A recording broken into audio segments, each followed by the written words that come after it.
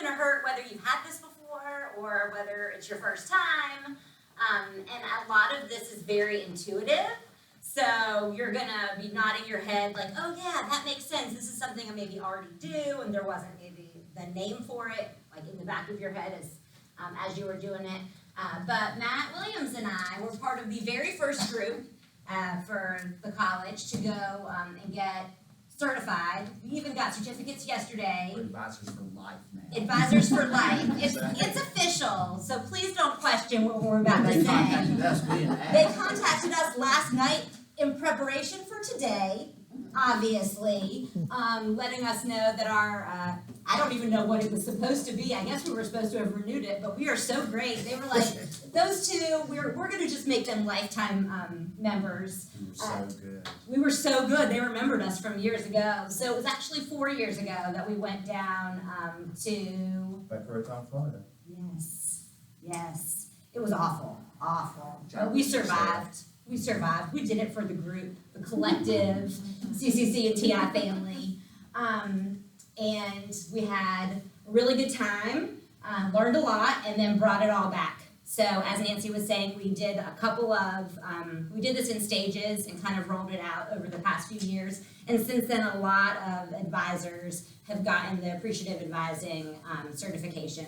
So it's not just Matt and I. You know, there's plenty of wonderful people on campus that also have been through the process, and they also have an online version of it as well. Take you back to happier days. When I was 17 in the mid-90s. So I was starting at Appalachian State University, and I went to orientation, and my advisor was a little scary, and he signed me up for English 111 that I've taught at least 5 or 6 times a year, every year for the last 18 years, but I didn't have to take it. I tested out, I did well in AP English, I'm proud of that. My advisor was scary though and said that I was just being a baby and that I needed to take it. So I took it, and it wasn't that bad. But after he signed it up for me, we made an appointment for me to have my first real advising session that I went ahead and did to comply. And on the day that our appointment was set, like mid-semester, the first semester of my freshman year, I didn't show up. And I received a call from Dr. Madhavu. And he was not happy with me because I had blown off. And I had never written it down. I don't know what I was hoping, but it was not a stellar moment in my academic career. But he was upset. After he kind of chewed me out a little bit, I make it across campus and I go and see him. And again, his displeasure, he frowns a lot. His displeasure is obvious. My feeling at the time is my brother had just gone through Appalachian. He'd been there 4 years. He had told me some things, and I thought, I've looked through this guide. I can sign up for it. I'm not going to mess this up. And ultimately, one of my success strategies in life is just saying yes, sir, a lot. And I said yes, sir, a lot when I was talking to Dr. Madhavu. And then I left, and he removed my flag, and I signed up for stuff, and I'm with you right now. And I guess what I'm going to ask you guys, I am very aware as I look back all these years later that maybe I wasn't that great of an advisee. But I also feel like maybe there was tension in that relationship that wasn't entirely my fault. But I guess I would love to hear a couple. Do you have any terrible advising stories from when you were a student? Anybody feel like sharing? Well, I mean, I know Dr. Malvin, so I should have said his name. I should have said it down. The unnamed advisor, it will be the bleep in the recording later, yes. He was a decent man, essentially. The last time I saw him was a week after John Denver died. Now, I was at Blockbuster Music, and he was looking for the greatest hits of John Denver, which in the late 90s I thought was really lame, but now I'm a proud owner of John Denver's greatest hits. Please, Doctor. Yeah, you would have. yeah, because he taught a communication class. He taught communication or media and society. So that's what I had. Yeah, and I should say too, and again, this is not his fault, but I had trouble. He had a thick accent. And I had trouble a great deal of time understanding what he said. But again, I didn't want to make things more uncomfortable by asking him to repeat himself. So I was just, yes, sir, yes, sir, yes, sir. I'll sign up for that, sir. So What I love about about this Matt Williams advisee story is that I think if you know Matt Williams, and even if you don't know Matt Williams, he's arguably one of the nicest people on campus, right? It is, it is very easy to be nice to Matt Williams. And people who are not nice to Matt Williams do incite a little bit of like, why would you be rude to Matt? You know, in me. And so when I think about this experience that he had with an advisee, you know, it makes me a little bit sad that this was his impression, and I'm so glad that the negative experience didn't cloud his ability to do well academically and want to teach English 111, you know, in the future, even though that was not the best experience for him.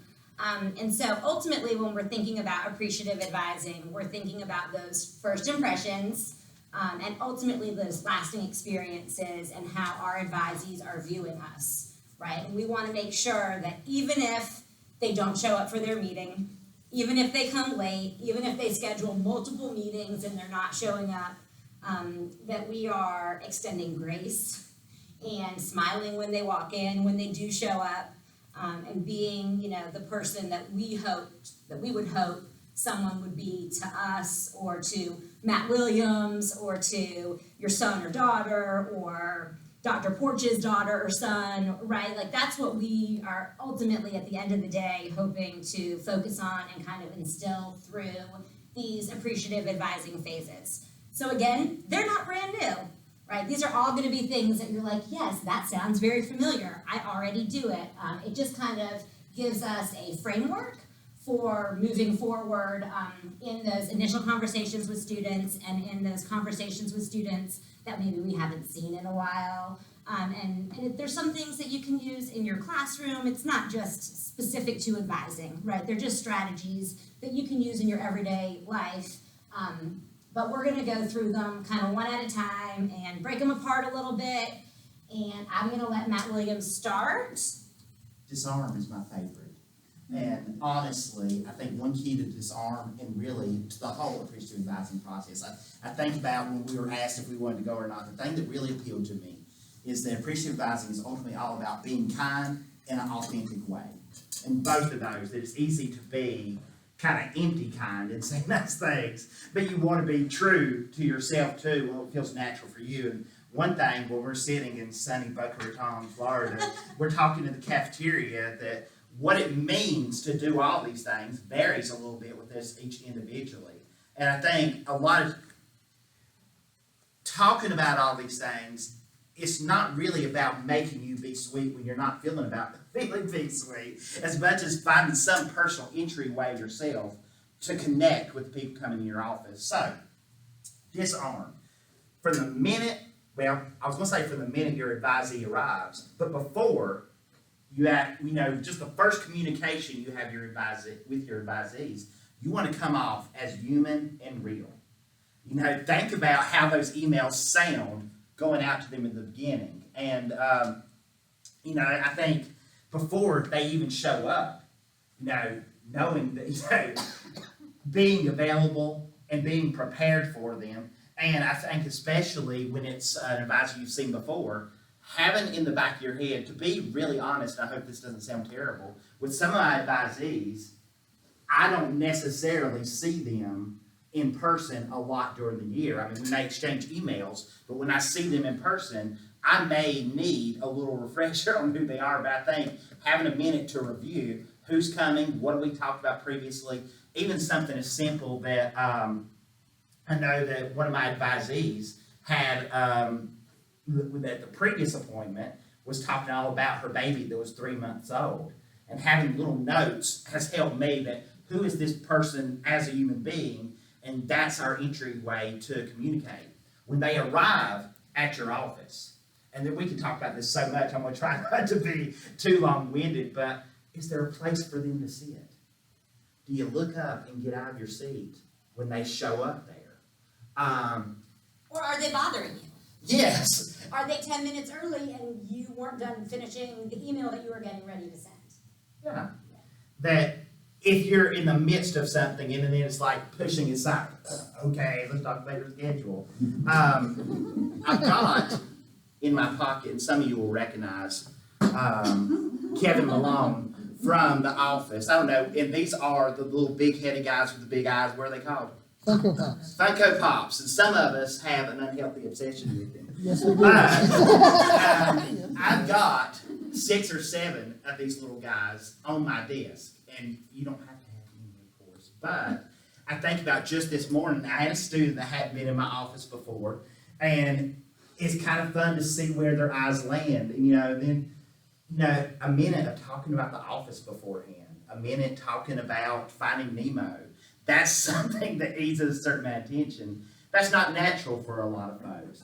I think having a picture of your kids or a picture from a vacation, that serves a lot of the same purpose. But if there's some way you can ensure some kind of human personal involvement when they first arrive. Who in here has seen Matt Williams' office? If you haven't, put that on your Come to-do see me. list. It will be an experience you will never forget. But your office doesn't have to be completely filled with stuff to have those personal touches. I ate a whole lot during the pandemic. And one thing I was aware of the other day is I go into a colleague's office, and that little bit of room where to pull out my chair, someone ate as many white cheddar cheeses as I did during the pandemic. It made me a little uncomfortable. And I guess thinking a little bit about, is your office set up in a way that it's going to be a smooth transition between when you're speaking to that person in the doorway to when they actually sit down? And you don't have to be your best friend. I think one note, I don't want to note this really quickly. We talk sometimes, part of what we want to do is we do want to do ultimately what would be good in a business setting as far as customer service skills, making people feel welcome. But I don't want you to think about, obviously we're not selling used cars. You ultimately, your concern is not how many classes you're going to sign up somebody up for when they come in. Your concern is, how can I help this person? Who is this person? The help they receive is individual to them and not just in general, hey, let's give them 15 hours. So, I switched slides on you. I probably should have done it a few minutes ago, but we're rolling with it. I think the key thing I would add that we have up here too is, again, what's authentic, what's fun to you is going to vary. I think using inclusive pronouns such as, let's look at what we can do, or, let's get a schedule, or we can do this, using pronouns in a way that makes them feel warm and embraced. We have the little handout here for you, and part of our idea is that if you want to scribble some things down as we go through the different stages. But the question I want to ask you before we move on with Disarm, what's something you could plan on doing during an advising session that feels authentic to you, it doesn't feel fake and forced, and that wouldn't make you feel uncomfortable? What's something you could do to put the advisee at ease? I'm not the biggest on small talk. It's like a communication habit I didn't bring, develop. And so I always look at them in aviso before they come and try and sniff out whatever information I can about them to remind myself of who they are. And if they're an athlete, I'll ask them how the team is doing. If there's something else, I'll ask them about it. So that's what I do. What another person? They have anything else? Okay. I have like a little guest tray thing, so I have like a pencil thing and sticky notes and tissues and the hand sanitizer, so that when they sit and they're like, oh, I need to write that down, there's a sticky note right there that's like, and a pen that's for them, so they don't have to even ask me. It's clearly like, That's I awesome. love They don't that. have to dig through their book bag. You're trying to find something. it's all just kind of right there. Yeah. I love that. Okay. So we first want to make students feel comfortable, make them feel like they can talk to you, and then ultimately we want to get them talking, right? Everybody has a story, and in the discover phase, this is when we're asking open-ended questions, not just one-word answered questions, and we're trying to get people to open up about themselves and their lives and what motivates them. And the best question you can say is, what brings you here, right? Because everybody's going to be able to answer that, and that's just maybe my favorite question. I guess there are other good questions. I shouldn't say it's the best. It's a question that always works well for me.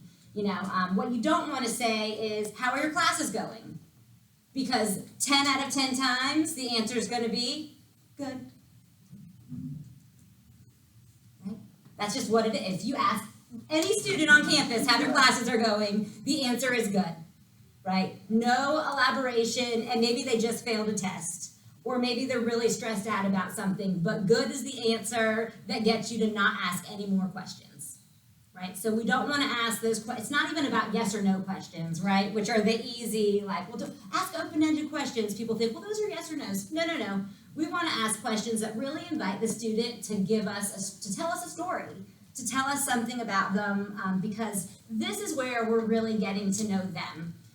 With the Disarm, it's more about them feeling comfortable, maybe getting to know us, seeing the pictures on our wall, or noticing something on our desk that looks interesting to them, and feeling like, okay, that Matt Williams, I could open up to him. He seems like we could talk about movies or Funko Pops. Is that right? Yeah. Okay. We've had so many. No, I've only been here a year. I've got years more to catch up to Matt Williams' level. But I knew if I said it wrong, I was going to hear about it. Yeah, hear about it later. Another thing that I like is asking about a favorite class or a favorite teacher. And I really try to keep it positive, and a lot of appreciative advising is focusing on the positive. Of course, is every conversation going to be super positive and uplifting? No, but I like to start it out that way, right? And try to get some good information from the students and figure out what is it that's motivating them. Because ultimately, that's what it's all about. It's figuring out what's motivating them to be here. Maybe they are a single mom, or maybe they've always wanted to be a nurse, right? What is it? And then whatever those things are that you get in that first meeting with them, these are not things that I stick into a viso. These are things that I write down on a program evaluation, or that I make a note in like a folder in my office, and I put, okay, what are 3 things about this student that I want to remember? The fact that they've got a young child. If they say that child's name, I'm going to put that name. I'm really going to try to come up with their dog's name, someone's name. I just think it's for me, it may not be what everyone would want to do, but I would want to ask, well, how is Samantha or whoever, right? It's important to me to really connect with my advisees and make them realize that, yes, I want to sign them up for classes, but more than anything, I'm wanting to make sure that they're on the right plan. There's natural human things that I think all of us are different where we can connect. But if I know somebody with small children, I didn't think I'd ever sleep again. But but I think another thing is you can go on and on. I could launch into my whole experience being a father for both of my 2 children and talk for a long time. It's good you make those joining statements fairly quickly so they can put their input. Yes, absolutely. I think the key is to, especially for someone who maybe is an over talker, to be quiet and listen and make sure that you're really listening and hearing what they're saying and taking it in. And so for me, focusing on, okay, I want to make sure that I'm remembering some of this stuff is a way that it kind of keeps my mouth shut. And not that I'm not trying to engage with them, but I want to make sure, not everybody is a talker, right? And sometimes you have to be comfortable in the silence to where you say, so tell me about your favorite class this semester, or tell me who your favorite instructor is. Oh, I see you've got some great instructors. And sometimes you just have to be comfortable in letting it just be quiet and letting that student think, because they didn't expect you to ask that question, right? So there is a little bit of doing a few things outside of your comfort zone, and I think knowing yourself and knowing what's my tendency going to be in this situation, and I know my tendency is going to be to fill up the dead space with probably nothing important. So we really just want to make sure that we are engaged with the student when they're there. So if they come in that 10 minutes early, the email will wait. Or you can say, I'm finishing up this email, do you mind just waiting 1 minute? But I think in the first meeting, my instinct is to say that email can probably wait an hour until you're done meeting with the student. If we show the student that they're our first priority in that first meeting, I think that Matt can agree that would have changed the whole dynamic with your advisor, right? If you felt that. And so we just want to make sure we're doing all the things that can convey that to our advisees. So I wanna ask you this question, right, Matt Williams? What is something you are currently in the practice of doing to show you are actively listening when someone else is talking? And so many of you were doing it as I was talking. Teachers are good to talk to because they're naturally doing that I know. And I can see you smiling under your masks, and I really appreciate that. You know, share one thing. I'll share a question. I'll share a question. A lot of times I'll ask them about their career plans. Like I will say, so we talked last time about elementary education. Is that still what you're leaning towards, or have those plans changed at all? Because that's another question that a lot of times get them talking. I think the one thing that I would contribute is, when I was in grad school, I decided that I wanted to do advising. And actually Jenny Bloom, who came up with Appreciative Advising, was my director of our program at the time.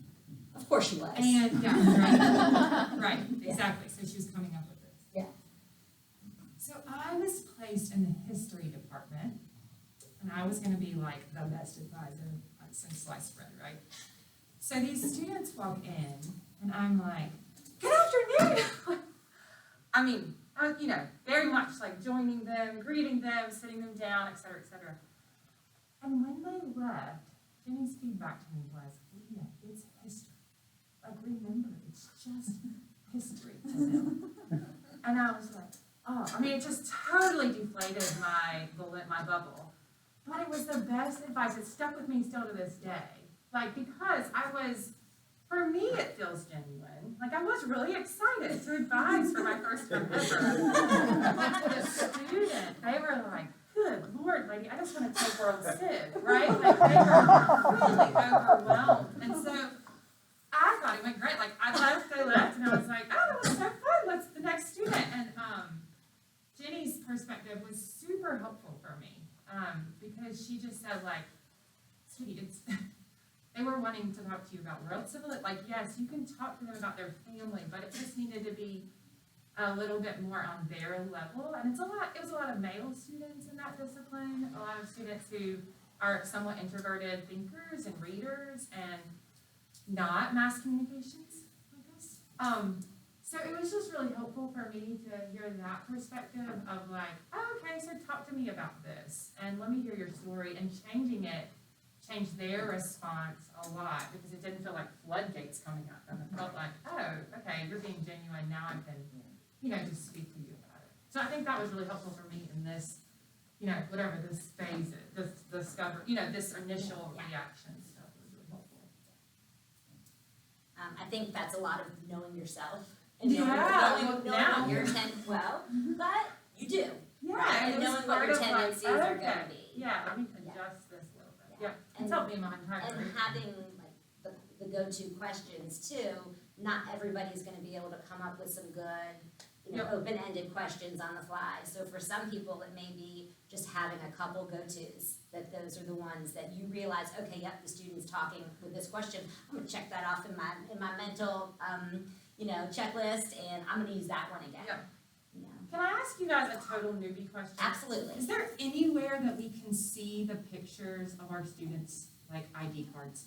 Sometimes they come up on a data table, but there's no easy. It's not linked together. And then we're not able to get them in there now. Like somehow the system's not working to upload them anymore. So until we get a new ID badge system, we can't. They don't talk. Okay, I've had that question like 4 times in the visa training, and I finally asked Shannon and Dina. Okay, makes sense. Sometimes they're in Datatel. Okay. If there is a student that you, like one student that you just haven't ever met and you really are curious, we can look them up in their ID. If they've had a photo ID, we can look them up in the system and you can see them. I mean, we couldn't look up every single advisee well, I guess we could. We just would spend all of our time doing that. But if there's like a student that you're like, I just don't know what this, I think they're in my class, or I think I see them in the breezeway, but I'm not sure, and it's extra hard with masks right now too, and you want like the full picture with someone looks like. So the other thing that I want to note before we move on is that knowing the resources on campus that you can refer students to is essential. Nancy sent out an awesome document within the past few weeks. Through the call, yeah, Yeah, yeah. um, Amy Huffman gets credit for that. that Amy created because she's amazing, for who to go to, right? So knowing who to send your advisee to, who to call for questions on whatever subject matter, it's really important. The other thing I always say is know who the counselors are on campus, not just the people who are in the counseling area, but we have other people trained and other counselors, and in a crisis situation, you would want to know that. You know, do you know the counselors on campus besides those in Shannon's area? Kim Lackey is one. Kim Lackey is one, Becky Boone, Becky Moon. which you're not surprised by, right? But if in a crisis situation, it is always good to know maybe who would be the closest person or who would be another person that you could call on other than the obvious choices. So just kind of, you know, good things to know. Laura, I know they're a little overwhelmed right now because of lack of staff, but if you get a chance, if they do another of the mental health first aid trainings, great resources are included in that. And what's the other one? Dealing with students in distress. If they do another training on that, there's a little booklet they have with that has great resources. Yeah. So hopefully Shannon can do some of that once he gets some folks hired.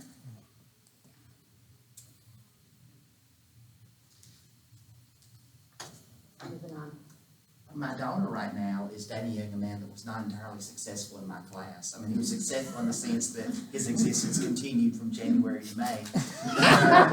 He wasn't great academically, and right now he is transferred onto a university, and he wants to be a forensic scientist. And I think about that part of my gut impulse is to tell him, you know, well, maybe if there's a job that you're good at showing up from, you know, like 8 to 5, and, you know, maybe there's something like that.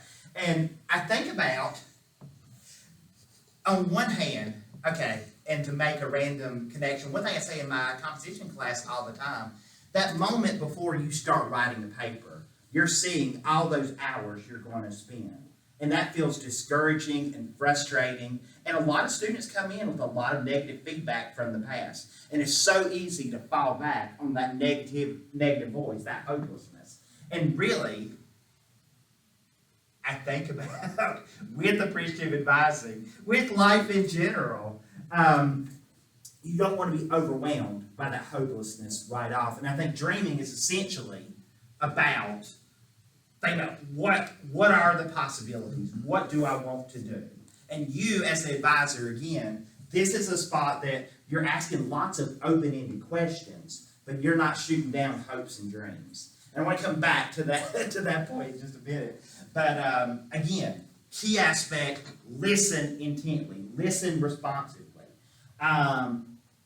Think about, okay, and this is true all the way through this process. But I'm not a fan. It is easy to give empty praise and empty encouragement. I love my son to death, but one thing I talk to him about is he's fond of saying, it's going to be okay. And what a terrible, I mean, yeah, I hope so. You know, sometimes maybe you do just need to say that whether it's true or not. But, you know, I think ultimately, you don't know that it's going to be okay, that death could await us all in the parking lot later. But you can say, we've made it almost through 2 days this week, and isn't that wonderful? And we're all gainfully employed right now. I think about, in all seriousness, that if they're in your office and they have any completed credits, you know, that's great. There's so many people that are scared. I think about in this very room when Stephanie Reeves, one of our students here, was talking about her life a couple of years ago. That she talked about how often she passed the community college, but she didn't think because of her family background she was smart enough to come here. And now she's got her associates, she's taking classes at. There's always something realistic and positive to focus on rather than just killing empty. It's going to be okay, buddy. You're going to do great. I think the more you can make tangible connections to demonstrating progress and not just, you know, sometimes it is like, well, it's great you're signed up in the class, but encouraging students to be open to possibilities. And I will say, with my daughter's boyfriend, I am so dang proud of the boy because I just found out that he made 100 on his first test in his chemistry class. That when he was a student here, it took a little while to grow up, but he's doing well now that he's transferred and he's going to tutoring. And, you know, again, I think about if he had been shot down, like, you know, he would have just had this learned helplessness. But he's doing well and working hard at the college he's transferred to. Can I add here that Please. Stephanie didn't think she could make it here, and then while she was here, it was her instructors and her advisor at the college that pushed her towards thinking about a bachelor's program, which she really never thought she could do, and it wasn't. And she said to me, it just clicked when they said, well, have you thought about a bachelor's degree? It just clicked that that was possible for me. And to hear her say it is way better than to hear me say it, but it just gives you goosebumps. Like, sometimes all you have to do is say, well, have you thought about this? Is this something you might want to do? And just you saying it out loud, you may be the very first person that's ever said to them, a higher degree is attainable, or this job goal is attainable for you. And to see the look on the student's face when you say that and they think, oh, it actually is, that, you know, that can be me, is pretty powerful. I think along those lines that a great deal of this, if you're here, you probably were a successful student. Now, if you're teaching, you're probably teaching a subject you feel really comfortable with. And I know for me, you know, did well in high school, went and got my bachelor's, got my master's immediately, and then I got a job. And it's easy to think about the route you've been on is the predominant correct route. But I think about there are so many more possibilities than what you've experienced in your own life. And I think having some idea when you're asking the student questions and talking to them, you know, where they are now, what are the multitude of options open to them? And asking things, not so much saying, well, you didn't do well in this, so I really think you ought to think elsewhere. What if, I see you did really well in this, have you thought about pursuing that further? You know, ultimately, you're trying to build a positive tone. Okay, so what are you literally doing when you're asking your students to dream? Again, we kind of talked about this a minute ago. I certainly share of my own experience when I'm talking to my advisees. That this worked for me, I have a family member that did this, I had an advisee this worked for them. But again, you can go really, it's easy to go into the spell of just talking about yourself.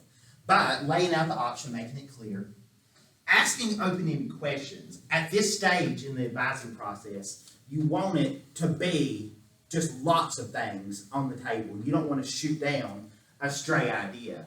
And honestly, sometimes when they're talking to you, I've been amazed by how many advisees I had where they had something kind of in the back of their head that they were just a little shy and bashful about saying, that they might, you know, kind of quietly say, they might allude to. And if you can pick on that little thing, like, oh, you made a reference to that. You want to tell me a little bit more about that? You know, tell me what you meant when you said that. I think, again, instead of focusing on, you didn't do so well in this class, you're never going to be a scientist, think about, well, it seems like you really connected here. What do you think really worked here? And, you know, what about that appealed to you? Finally, and we talked about this just a minute ago too, it becomes a lot easier after you've been here for a while to know, well, if the student is struggling with this is the person I want to introduce them to.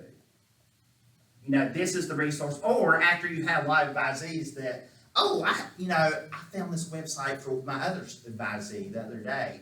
I think about putting the right resource or the right person with the student, and it kind of helps. I don't know. I think if there are maybe 4 or 5 people that I know on this campus that I know when I ask them, like, well, who would I talk to about this? They may not be the person, but they'll point me into that right direction. And I think sometimes being willing just to open up the conversation, it's like, oh, I'm going to hold that for now. But our question for Dream. Okay. What's something specific that you can say or ask your advisees to encourage them if they are reluctant to share their dreams or if they don't seem to have any goals at all. But sometimes they will be just stone quiet. What's just something specific that we might say? I would just say, oftentimes, the students that don't know what they love know what they hate. So oftentimes it's a really good, like, question starter. Well, tell me what you don't like. And they'll say, well, I hate math. And you're like, okay, well, that's a start. Like, at least they know, Love that. like, a lot of times, at least they know what they don't enjoy. Or I do not enjoy writing. Like, they know, it at least helps them to realize, like, you do have preferences here. Let's start the conversation from there. Okay. We love to be a dreamer, right? And in this phase, we want all of the dreams. But in the design phase, our hopes and dreams, they turn into a plan, right? We start to come up, we co-create. You know, you don't want to impose, well, this is what I think you should do to get to this is how you can be a nurse. Like, I've got all the solutions for you, and here I've got this 10-step plan, and you're going to be able to do it, right? It needs to be something that you work with the student, you come together and guide them through what are some, if the end goal is to be a nurse, right? Or if the end goal is just to have enough money to be able to live a happy life, right? Because sometimes it's not so easy as this specific career and this is exactly what I want to do. Sometimes it's much more abstract. Then what are some things that you can do to get there? And we want to focus on small goals. We want to focus on attainable goals.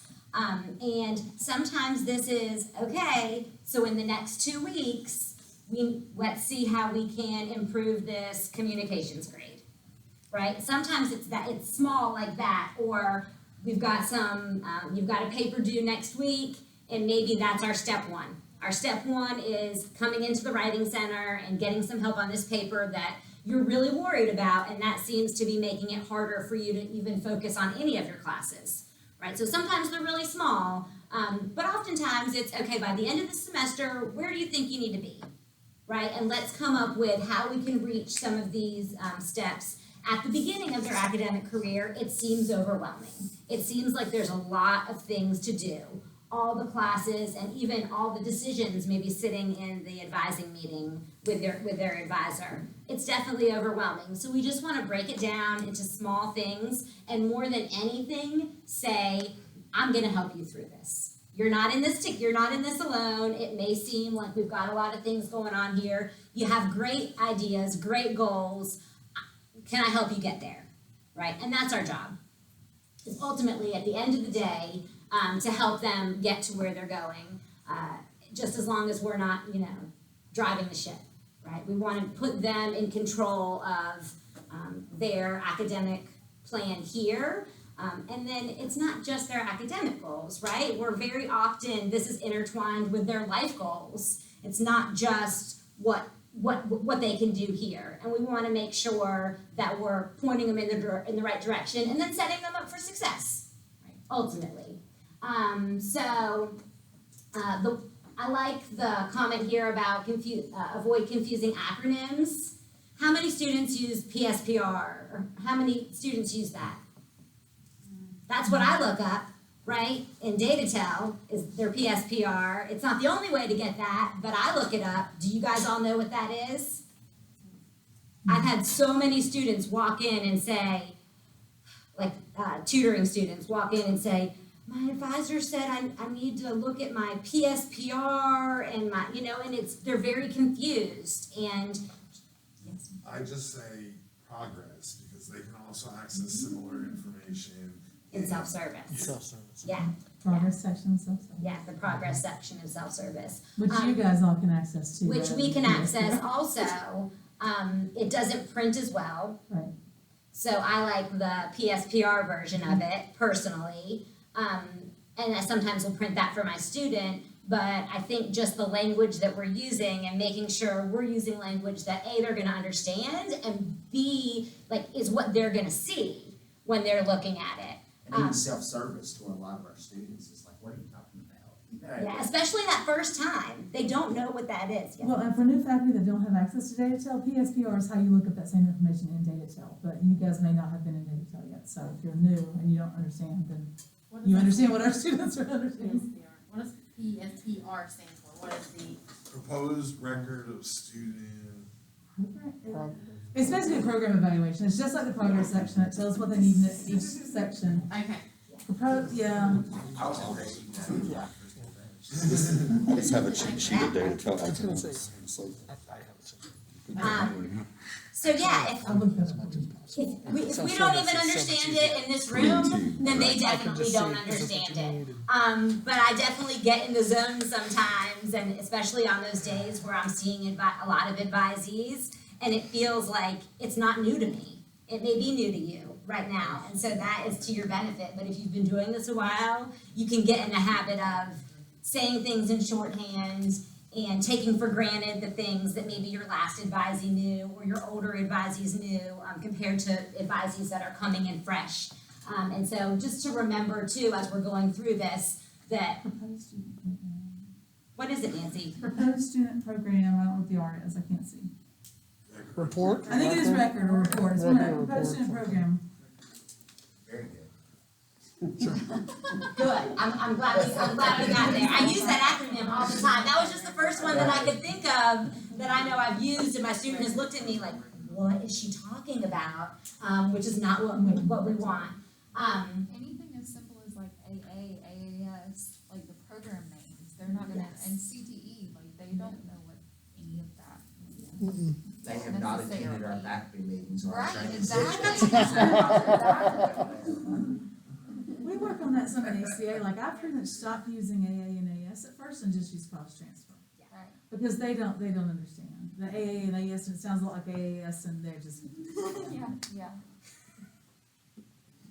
Yeah, so breaking it down and if you use an acronym, say, are we clear what this is? You know, this is something you probably see a lot, or this is something your instructors might be saying a lot. Is this, like, does this make sense?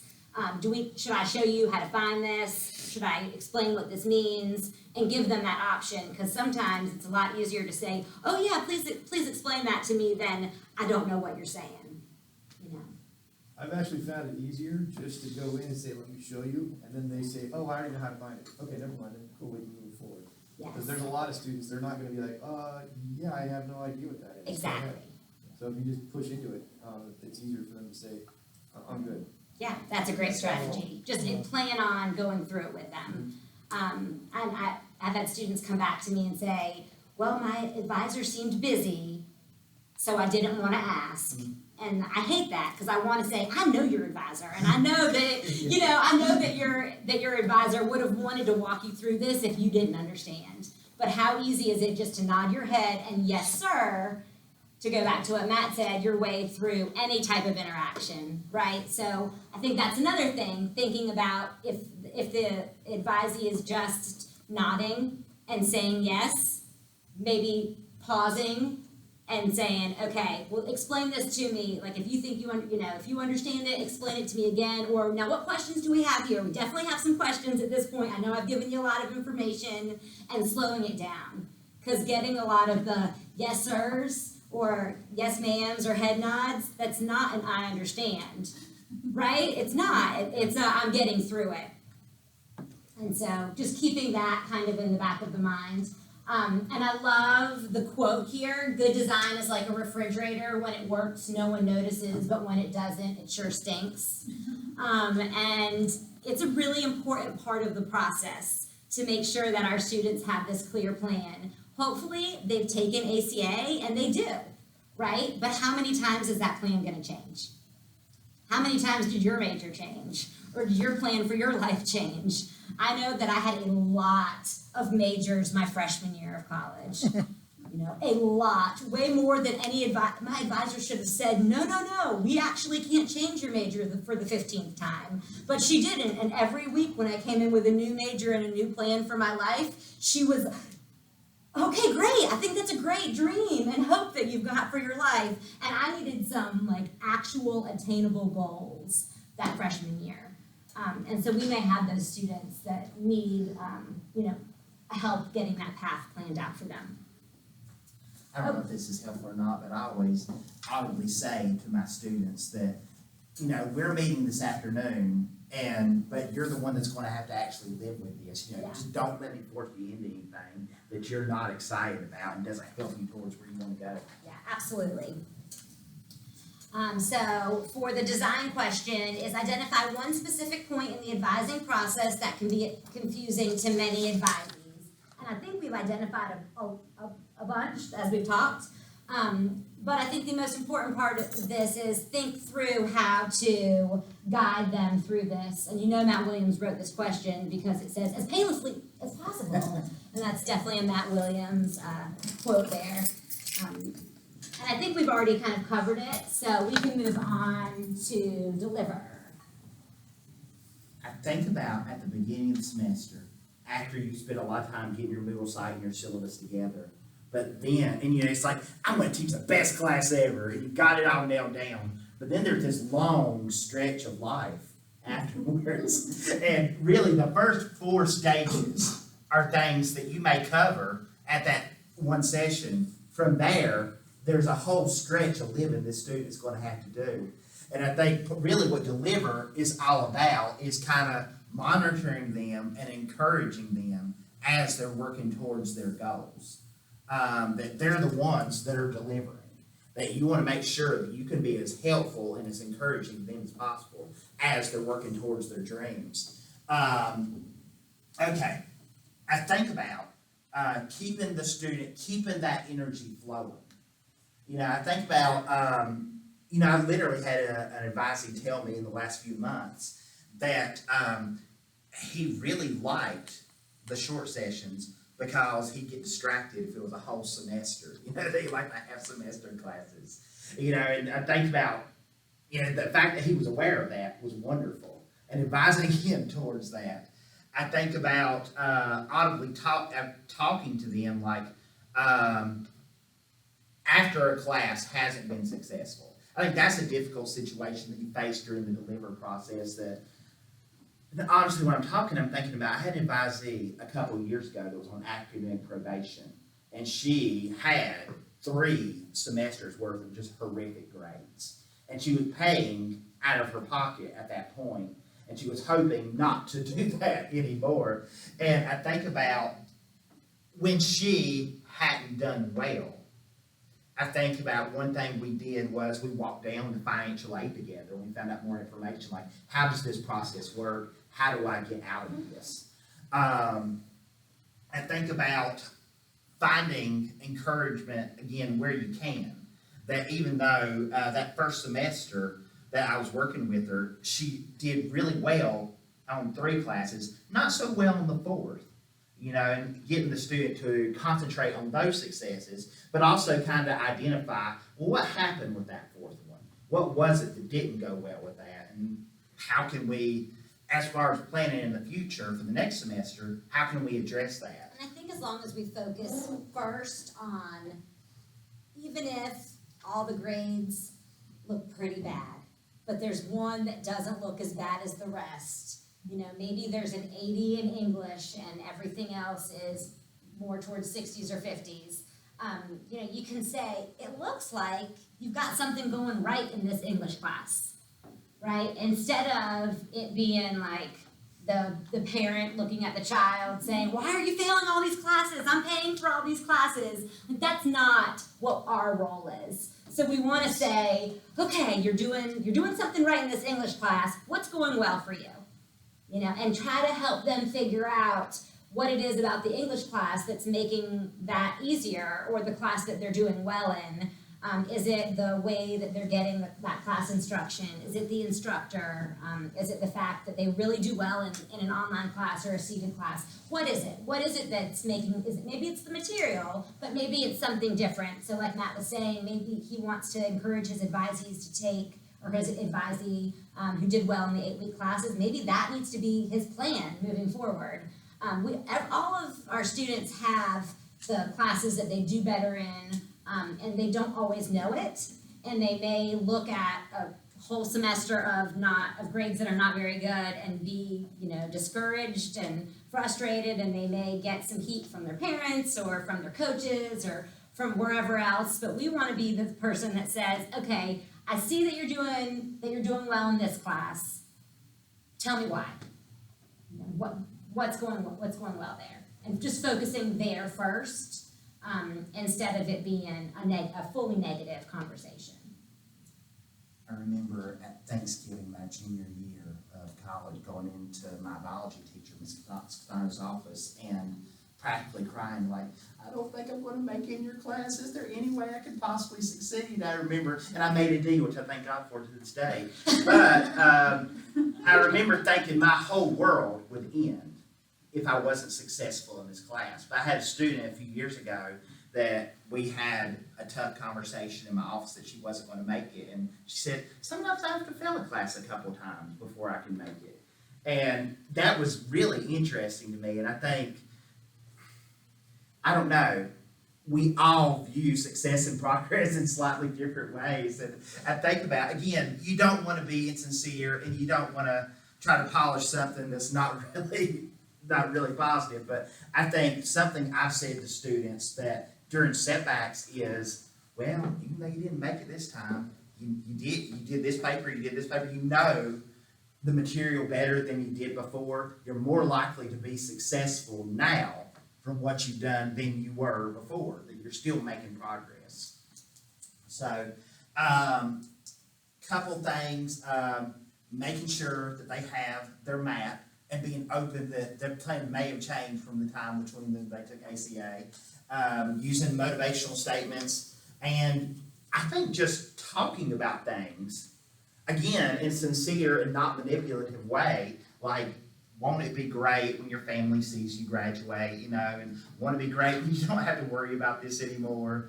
Won't you feel good? I mean, I think, and even getting them to talk about their goals and dreams, sometimes that serves as a real motivator. So, question with deliver.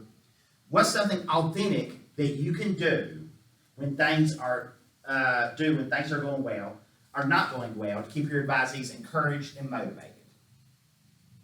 We talked about it a little bit, so let's move on to the last one. Okay.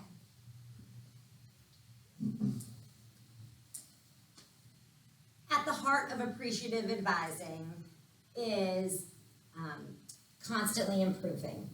So that means something different to everybody else. We can be models for this, for the constantly improving. We can share how we are doing professional development, how we are trying to hone our skills. If you are trying to attain another credential, that's something you can share and model for your advisees. But even our advisees who are doing well, we want to keep pushing them. We want to raise the bar, and we may be the only person that's doing that.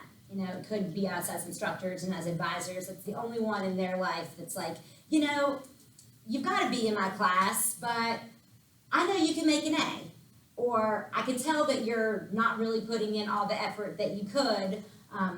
Let's take this a step further. Or this is maybe a 2-year degree, but we have this option to transfer to another school, and you get these 2 years of credits. So, what's a good step for you next? And just always trying to raise the bar, keep them motivated, and just keep them excited about what they can do and what they can be and where they can go, and all those really cheesy things that we sometimes say, that I probably say too often. And again, I think of Stephanie, who after she got her associates and was it in business, then maybe I can get an associate in arts degree, or maybe I could transfer to Appalachian. So there's always, a place to push them. There's always raising the bar. We're doing study hall with a lot of the basketball players, the men's basketball team this semester, and everyone said, well, let's just try to get them to a 3.0, or let's just try to get them to a 2.5. And I said, I really think the goal is 4.0. I think that's the goal. And if they don't get there this semester, that's perfectly fine. But for me, Jeff Link is looking at me like, I don't have 4 eyes, Jeff, only 2. He's looking at me like I got 2 heads and 4 eyes. Hey, 2.0, they're eligible, that's what I'm just kidding. Not settling, we're not settling. We're not. Why can't the bar be at 4.0? It's not that I've met all of them. They're all very capable of it. So the only thing stopping them in my mind from getting that 4.0 is all you need is a 2.0. You know, and some have called me crazy, even before this semester, but that's my goal. And I've told them. And will they all get there? Maybe not. You know, I'm not going to cry if they don't, but I want them to know that I believe that they can. And I do. You know, and I think that's what it is. That's what this don't settle is. And if you have modest expectations for them, they pick up on that. They realize it. Yeah. And you might be the only person in their life that's saying you could be on the dean's list, or you can go to a 4-year program. You know, there are other things.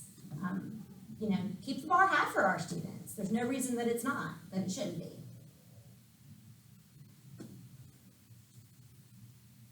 I think we've covered all of this. Good is the enemy of great. What do you think about that, Matt Williams? I agree. Yeah, good. All right, you guys have been wonderful. You have given us so much good attention on a Tuesday afternoon, and I know we've kept you a full hour.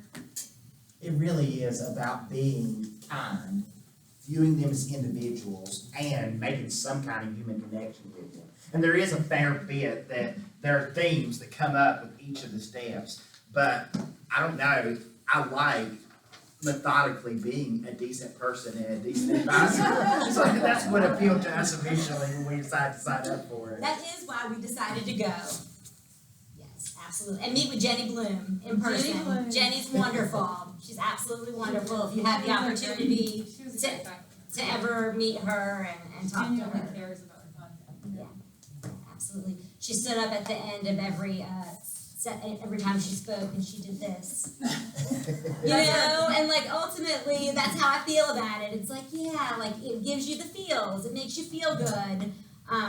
You know, we want our students to succeed, and these are just some things that we can do to help them.